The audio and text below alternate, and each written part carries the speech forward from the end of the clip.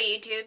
This video is in response to John Green's video about the education continuum and why it is complete and total bunk. If you don't know what the so-called education continuum is, you can go and watch his video, links below, or I can explain it shortly here. Basically, there are soft subjects such as literature and music, and hard subjects such as math and science. For those of you who know me pretty well, you can probably guess what I'm already going to say about the language used to describe such subjects. Soft and hard have gendered implications, and I have a problem with that. But what I'm going to talk about is subjects. John talked about a subject that he obviously knows very well, which is literature, and I'm going to talk about a subject that I know well, which is musicology.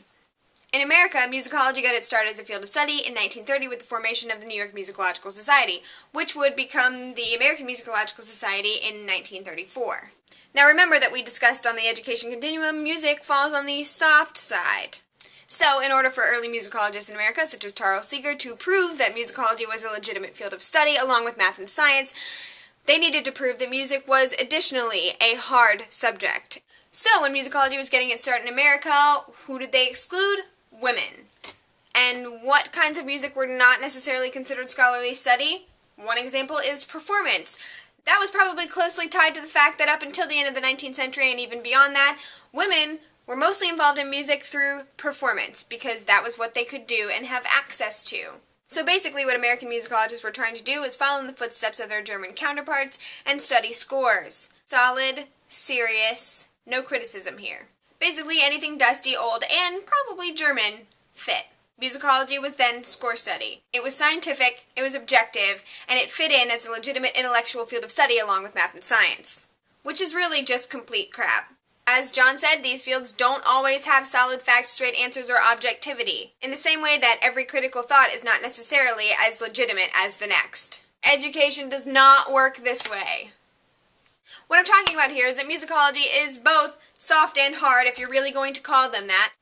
Yes, of course, there is score study in musicology, and that is absolutely essential to everything that we do, but there is also this essential part of musicology that is criticism, and we need that. So, it fits on both ends, and therefore cannot be placed on one end or the other, and it does not fit in the middle because it's not always as easy as that. After I watched John's video, I called Tristan to ask him, as a meteorologist, what he thought. He agreed, saying that meteorology in itself is highly subjective. It's a science, and of course there are lots of equations, but there are not always straight answers. Ultimately, I think this continuum highlights some of the greater problems in education in our country. Things are not always black and white, they're not always gray, but they definitely don't always fit on a single line. It just doesn't work that way, and it never will. People are always trying to classify things and organize them and put them into tiny little boxes so that they don't fit each other, and it definitely doesn't work that way. Music is just another example of why the education continuum just doesn't work.